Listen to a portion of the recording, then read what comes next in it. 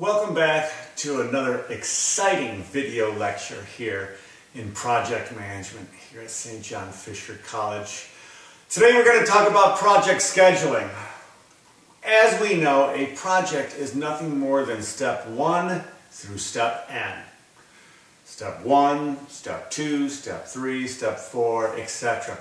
Some of these steps are sequential. Step 1 has to be done, and then step 2 starts, and then step 2 has to be done, and then step 3 starts. Sometimes, however, you have to do multiple steps in tandem before another step can be done. So today we're going to talk about how to schedule those steps and how a project manager can use different software or Gantt charts or whatever method he or she chooses in order to lay out the steps that must be done before the project can be complete. We're going to talk a little bit about lags, etc., etc. Now, in today's lecture, I have cut out the last 8 pages of the chapter in the book, talking about arrows versus nodes when it comes to scheduling. The reason I've done that is because mostly that is for software, and it also has to deal with projects that involved software implementation, etc. And I wanted to keep this more as a generic course on any type of project management. So I have taken out the last 8 pages of the chapter, and we're not going to be talking about that when we do this video lecture. So as you study for the quizzes, etc., please make sure you don't study the last 8 pages of the chapter, because you will not be tested on that. So without further ado, as always, let's get started with project scheduling. So let's get started with project scheduling. Again, we're not going to talk about the last 8 pages in the book, so please don't study those. That's arrow, activity on node, and activity on arrow type of scheduling. That's basically has to do with software and the software program that you're using and software implementation. And this isn't a software-based class, so again, please do not, please ignore that portion of the book. You will not be tested on it. So the first concept we're going to talk about today is lags. Lags are time in between steps. Sometimes lags come between the finish of one step and the start of another step. Sometimes there's lags between the finish of one step and the finish of another step. So you might finish one step and maybe start another step and have a lag in there. Oftentimes when there's lags from finish to finish, it's because there's multiple things that have to be done before the next step can be finished. And I'm going to show you all of this in just a minute in the next few slides, and it'll make it a lot easier when I show you kind of a flow chart of how this thing's going to work. There's also lags between starting one and then starting another. Oftentimes those lags are because multiple things have to be done, and one particular step might not be critical path. So you might start it and there's a lag before you start another one. And then finally, start to finish would be there's a lag between you start one step and then that finishes and you start another one, and before that finishes you have a lag. So again, lags can be done from finish to finish, from finish to start, from start to finish, and from start to start. The most common one, however, though, is finish to start. And you can see that in this flow chart here at the bottom of the page. This is the most common. So to give you an example, you've got spec design, and then you go right after spec design is done, you go into design check. And then after that, there's a lag between that and blueprinting. There's multiple reasons for that lag. That lag might be due to the fact that there's no resources for blueprinting, or there's no blueprint machine, or there's no raw materials in order to do blueprinting, or what have you. So there's a lot of different reasons why there's a lag between the finish of design check and the start of blueprinting, and that is mostly, if you look at most sequencing and most project scheduling, etc., that is the most common lags. Now, there are 3 other lags within a project that are not so common, and that's because they don't involve critical path, but I'm going to talk about them in just a second. One of those would be finish to finish. All right, if you take a look here, you've got wiring and plumbing, and they start at the same time. Obviously, it takes a lot more time for plumbing than it does for wiring. Both of them have to be done before HVAC is finished. So you might start wiring and plumbing at the same time, finish wiring, and then there's a lag, as you can see here, between when HVAC finishes, because wiring finishes a lot quicker than plumbing. So in that particular case, it's a finish to finish lag. After you finish wiring, there's a lag between that and when you finish HVAC. It's because 2 steps have to be started in sequence, but they're not finished in sequence because 1 step takes a lot of time. This is the second most common lag in sequencing and project management. So you see this often when there's 2 things that have to be done, with 1 being critical path. HVAC here being critical path. So now you've got a start-to-start lag. It's basically the same thing, only you start wiring and plumbing at the same time, but you don't finish wiring right away. You start them at the same time, and then what you do is you finish, as you can see, you start them at the same time right here, and then in wiring, you might stop work on wiring. There's a lag sometime in between there. There's a lag. Plumbing continues to go through. There's a lag after you start wiring, and then eventually you finish wiring so you can start HVAC. The reason that there's a lag there, again, is because wiring doesn't take nearly as long. And then finally, start to finish lag. That is the least common. As you can see, it's much like its predecessor. However, you start W and you start X independently. They don't have to be started at the same time. And there's a lag sometime there with W. The lag might be right after you start. The lag might be after you finish, or what have you. This is the least common type of lag. Generally speaking, this doesn't happen because you wouldn't start those at the same time.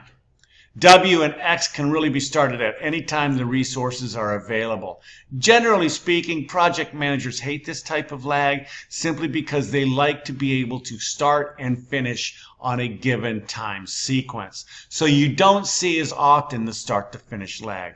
So, backing up, the most common type is finish to start lag. So there's a lag after you finish one and before you start one. The next most common type is finish to finish, and that's because 2 things have to be started at the same time and have to be done before HVAC is done. And those 2 steps are started at the same time, but they don't take the same time to complete. So after wiring, there's a lag, as you can see here. Then you have start to start lag. That's because they're both started at the same time, and they don't finish at the same time, but both must be finished before HVAC can even be started. So wiring might start, and then there's a lag there. And then finally, start to finish lag, which is the least common type.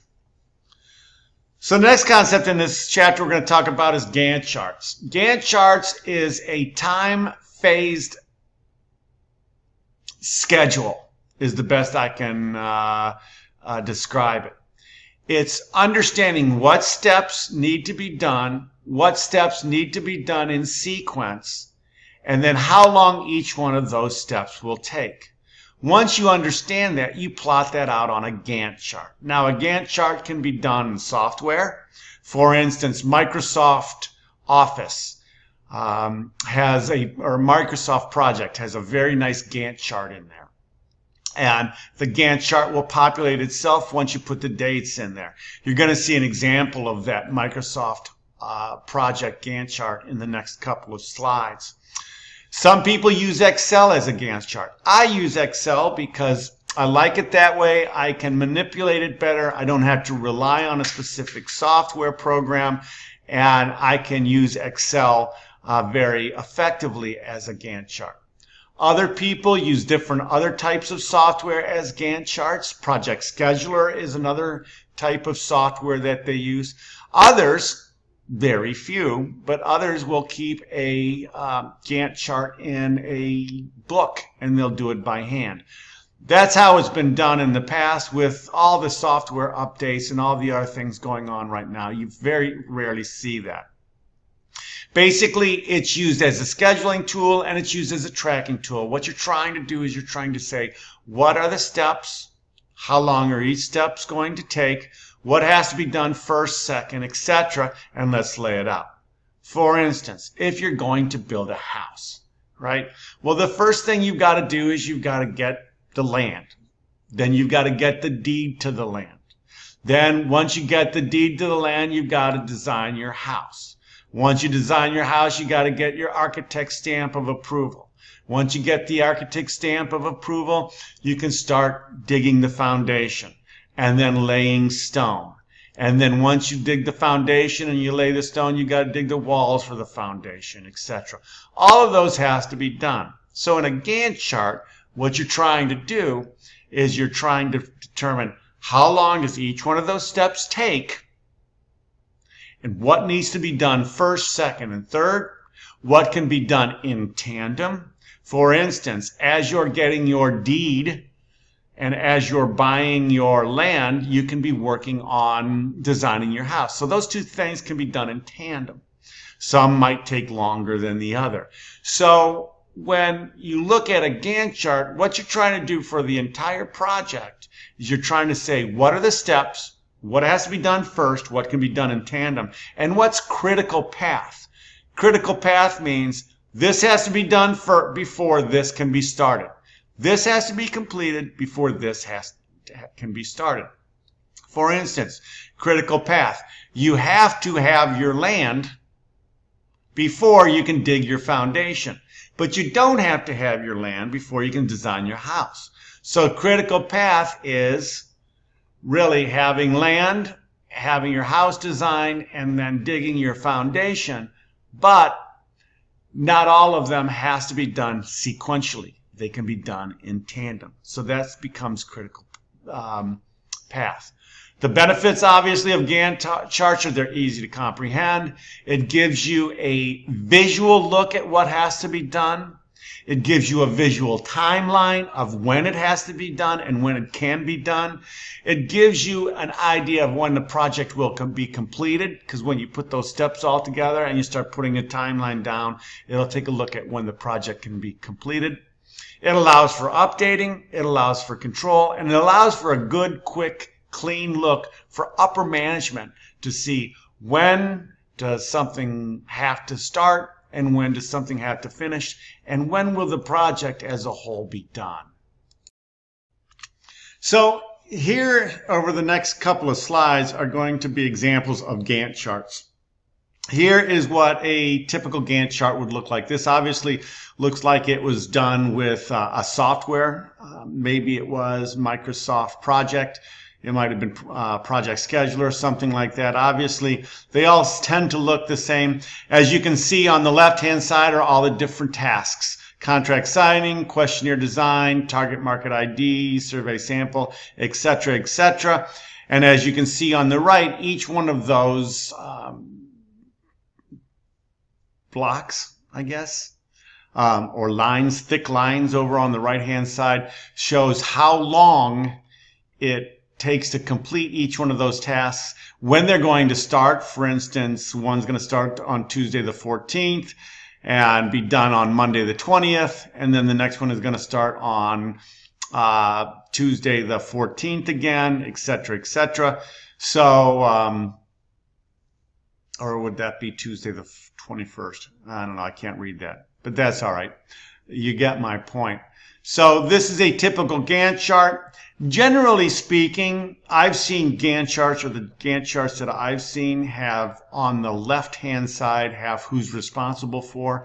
You're going to see in the next couple of slides that in this particular project software, they put it right on the right-hand side, right after the task. I don't like that nearly as well. I like it on the left-hand side, and then we can move from there. So each one of these task modes you see is a star there. When the task is completed, you can color that star in. Here's a completed chart with resources specified. Again, as you can see, the resources specified here are on the right-hand side. Obviously, John Smith is responsible for design to prototype, whereas Sue Bailey is responsible for engineering. Tom Jones and Steve Cooper is responsible for specification checks. I thought Tom Jones was a singer in the 60s. Maybe he got a new job since then. Anyways, you can see that. I don't particularly like it this way. I'm always used to the names or the person responsible being on the left-hand side and not in the critical path, as you can see there. Also, I want you to take a look here with paging back up here with critical path. Obviously, you can see that engineering cannot start until John Smith is done or design and prototype is done. And then once that's done, engineering is done, then you can start specification check and parts order. You can see that there is critical, there's two things can be started at the same time, specification check and parts order. Specification check takes longer than parts order, and you can see the critical path there. So you can see that the parts order has to be done before parts delivery can be done or can start, but specification check does not have to be done before the parts delivery. So you can see in this particular case a critical path. And then finally you can see lags right there. You can see there's design to prototype, and then there's a lag before that to engineering. There's a lag after engineering. So you can see the lag relationships. And as you see, most lags are from finish to start. And that is very evident by what you see here in this particular Gantt chart. So however you want to use a Gantt chart, I think the simpler the better, personally, because it's easier to read, it's easier to construct, etc. Generally speaking, what happens is a project team will sit down and they will brainstorm what steps have to happen, and they will brainstorm a critical path. Then each time the project team gets together, and generally speaking, the project team will get together on weekly meetings, but each time they get together, the last thing they're going to do is update the Gantt chart with critical path, because what they'll find out is they'll find out things take longer, or there's things that they've forgotten that has to be done before something else can be done. So every time they'll update that. Oftentimes you'll see critical path done on a Google Doc, and people can go in there and update and change the Google Doc anytime they want, and then save it as another Google Doc. You see that happen a lot, especially with resource sharing now. Sometimes it's not a Google Doc. Sometimes it is. They put it on a internal drive, and it's a particular software that someone can go in and update. The key thing is it's shared amongst the team. Any team member can go in and update the particular Gantt chart, and it keeps people more on track. So because we're not going to talk about activity on arrow and activity on node, our last concept in this chapter is going to be talking about crashing a project. Sometimes a project has to be done quicker than the project timeline will show.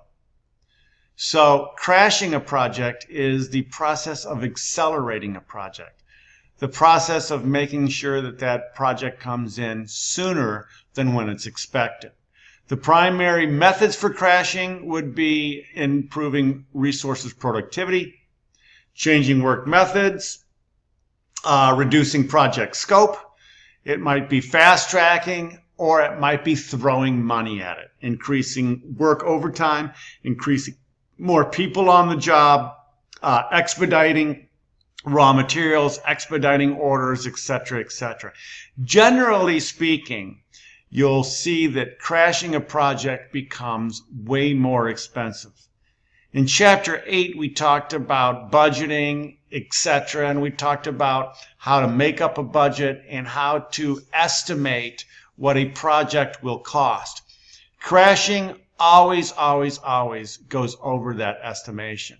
Because if you want something done quicker, you're going to mostly have to throw money at it.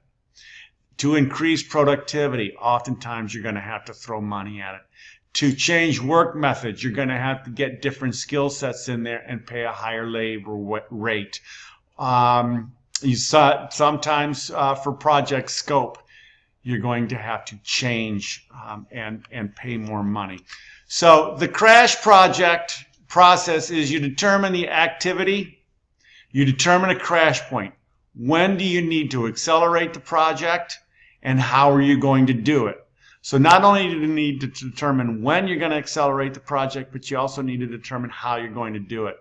Then what you've got to do is optimize the cost and time trade-off. Generally speaking, as I sit here, I'm going to tell you that most of the time cost overruns go out the roof when you have to crash a project. Generally speaking, management will tell you that you have to get the project done 4 weeks before schedule and you can't spend any money. That's mostly impossible. So at that point in time, you're going to have a hard look or a strong talk with management at that point in time. Then you've got to take a look at, okay, what's critical path? The crash point is here. What are critical path? What are we going to be able to crash, and how much money is it going to cost us? And then sometimes you'll cease crashing when the target completion time is reached, or the penalty, the cost becomes too exorbitant to crash the project. So here's a graph of what I just talked about. If you look at just the normal dotted line, you're at the normal cost all the way through the project. You've got the normal cost to the normal activity duration. However, when you see that there's a crash point, you got the normal cost, and then at the crash point right here, you see costs go skyrocketing, and then you start spending more money all the way down to the normal duration or the normal activity right here.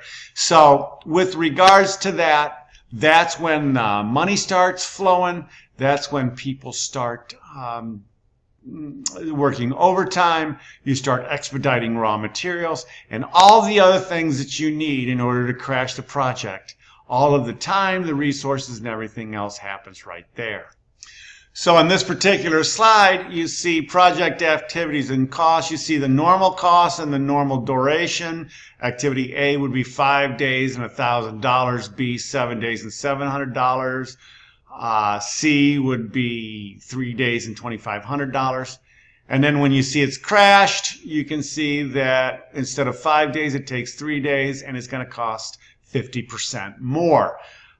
Instead of 7 days, it's going to cost 6 days, or take 6 days for activity B, and it's going to cost $300 more, etc., etc.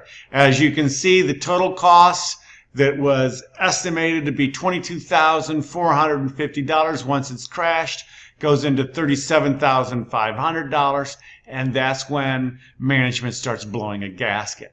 So you've got to ask them, do you want me to crash the project, or do you want me to bring it in on budget? Because generally speaking, those two are mutually exclusive. So again, that was the last concept for this particular video lecture. This lecture is a little shorter than the other ones because of the arrow and the node that I have taken out with regards to the network activities. So you can see here a summary of what we've talked about. Don't worry about the develop activity networks using activity on arrow or activity on node, which is the last two things. And then behind this, as you can see right here, are your discussion questions. Again, I'd like to have 2 to 3 pages on these discussion questions turned into me on Monday. And until then, I am looking forward to seeing you on Monday again. Almost done with the semester. We've got a couple more weeks left. And until then, we will see you.